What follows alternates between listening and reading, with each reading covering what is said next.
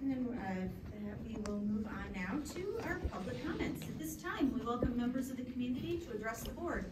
When you're called, please come up to the microphone and state your name and your address and limit your comments to 3 minutes. Please direct all comments to the board. Per established procedures, we will not respond to questions or interact with the speaker during public comment.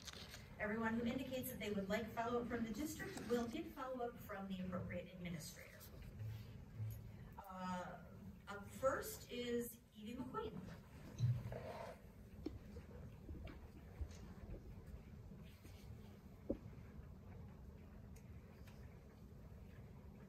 Good evening. My name is Evie, and I'm a student from Central Woodlands. My classmates and I would like to explain a problem that we see not only in our school, but that affects students everywhere. We noticed that at schools that parents and guardians line up as early as 45 minutes before school is dismissed. During this time, they are idling their cars, and that causes air pollution. After much research and problem solving, our class has worked with Marshall Kilgore from WENIAC and Representative Hood to write a bill that is now with lawyers in Lansing. We are asking for Forest Hills Public Schools to take action against idling cars before this becomes a bill. My classmates Landon, Alex, and Osi will give more information. Thank you very much. Landon,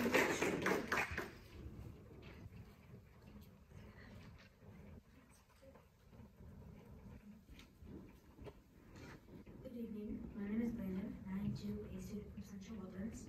As Evie told you, air pollution is a big problem that affects students everywhere. We as a community should not be contributing to the problem when possible. We as a community, when cars idle, they emit many pollutants into the air, including carbon monoxide, nitrogen oxides, hydrocarbons, carbon dioxide, methane, and many more that are bad to breathe. We should always be able to breathe clean air made up of 78% nitrogen and 21% oxygen by volume. As you all know, children's lungs are still developing. And when children are exposed to elevated levels of pollutants, they have an increased risk of developing asthma, respiratory problems, and other adverse health effects. Limiting a vehicle's idling time can dramatically reduce these pollutants and children's exposure to them. Children are more sensitive to air pollution because they breathe 50% more air per pound of body weight than adults. Alex will tell you what our findings were in class. thank you. Alex Ellington.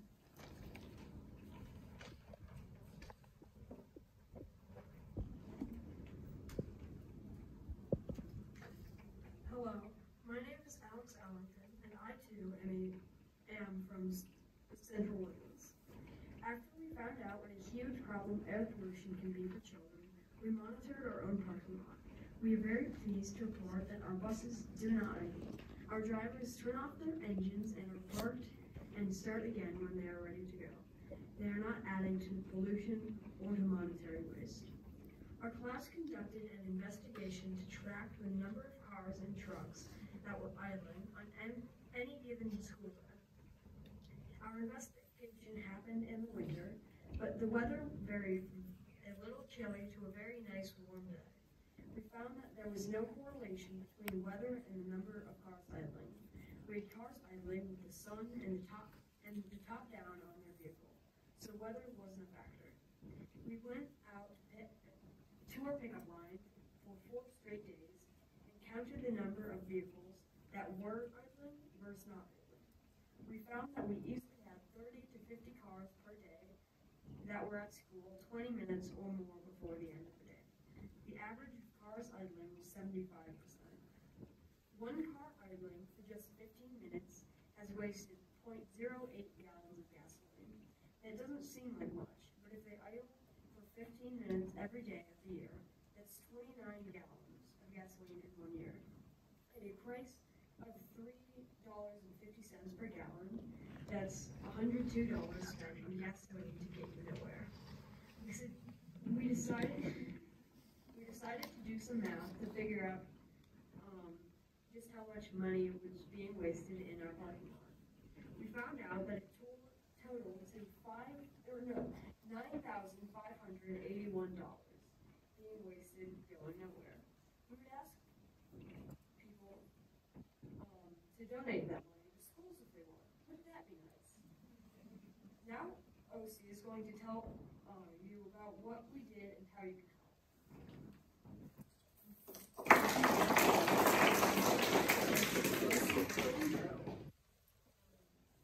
Thank you, and good evening. My name is Oceana, and I am asking our school board to start a policy before our bill gets passed. We believe that forced sales should care about the environment and the air that students breathe. Did you know that this year, actually just last month, the Grand Rapids metro area was named one of the 25 worst cities in the nation for ozone pollution? According to the American Lung Association 2024 State of the Air report, which was released on April 24th, area counties also received failing grades for both ozone and annual particle pollution. It was statistics like this that caused us to work with Marshall Kilgore and Representative Hood on our no idling bill. Our bill will require school boards and intermediate school districts to establish anti-idling plans, including community education and enforcement. Districts will be required to report on actions and outcomes to the MDE or Michigan Department of Education. We would like to see our districts establish our schools as a no idling zone prior to the approval of this bill. Thank you for your time and consideration. Thank you very much.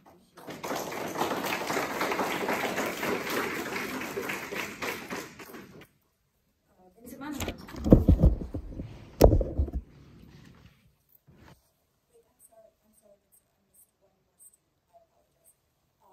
Reward.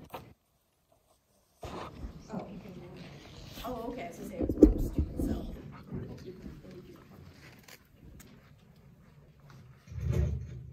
Vincent Hunhar, you will find me at 6860 Cascade Road, and this speech represents my views only and not any affiliated organization. Last board meeting, I raised concerns on the lack of transparency regarding the sexual predator caught while employed in the Northern School District. I had personally, after that, searched and checked with other district parents from the elementary through high school level. As I have found no communication from the board or the administration to the parents in the last month, I am here to state the answers Christina Neese provided me by a board follow-up email. Question number 1, was the process walk completed regarding hiring practices to see how this person slipped through and was hired? Answer, we confirmed that we had followed our hiring practices. The individual had no criminal record, and previous employer reported he had no unprofessional conduct on his record. Number 2, what changes will be made to the hiring process to help us pick up on predators in the future? Answer, it would not be appropriate to share additional measures that would allow any prospective employees who are predators to circumvent the system. I will say from a parental standpoint, that's a relatively reasonable response, but fool me once, shame on you, fool me twice, shame on me. So I truly hope that your new measures will be successful. Number 3, what was the result of the North Point security sweep and what changes will be made to eliminate any detected vulnerabilities? Answer, North Point Security did not uncover any cameras. Led by our Director of Safety and Security, additional cameras are being placed to enhance our ability to monitor. Question 4, as of the last communication, now over 2 months ago, the predator was placed on administrative leave. Are there plans to terminate his employment? Answer, the individual employed was terminated with an effective date of March 20th, 2024. Ms. Anise then wrote in the email, quote, since the district's last communication to the parents, there have been no additional information to share with the parents. What follow-up would you have liked us to communicate? I disagree with her assessment because my questions have uncovered what has happened to the predator, whether the district bothered to do a process walk, and what tangible changes will be made to the schools. And that is closure. We, the parents and families, would expect, at a bare minimum, closure with the knowledge that the matter was taken seriously by the district when a sexual predator came very close to harming our children. And that should come from you. I shouldn't be the one breaking this news at a school board meeting. If you care about the families in the district, please do the humane thing. Publicly bring closure to dangerous issues that affect our children. Tell us what happened to the perpetrator and what you plan to do to prevent or at least stop dangerous threats like this in the future. And so when prompted, and not because a concerned parent held you to transparency. Good day.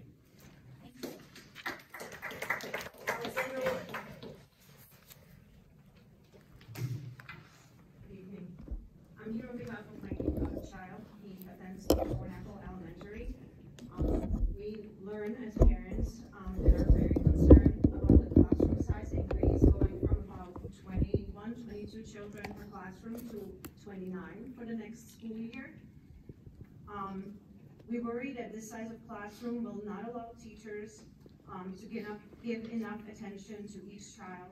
And based on the research that I did, ideal class size for the elementary school is about 18 students per child. So going to 29 children in a classroom will be detrimental not only to children, but also teachers. Children in Thornapple don't already get homework for the first 4 grades, including kindergarten, which I know from other school districts, it's unheard of. So in comparison to other school districts, with the homework and the student-to-teacher ratio being higher, it's also higher than national average, which is 15.4 that was published for the year 2021. We worry as parents that the education will plummet. This is a very good school district, and we moved here for the school. And now going to 29 children, we worry that the kids won't get the education that they deserve and that we pay for in our taxes. So I want to know, I would like to get a follow-up. How do you ensure that students in this district do not fall behind? How do you compare to other school districts or other schools within this school district, other elementary schools, with the students-to-teacher ratio? And what is the reason for such a dramatic increase in number of students in classroom? Thank you.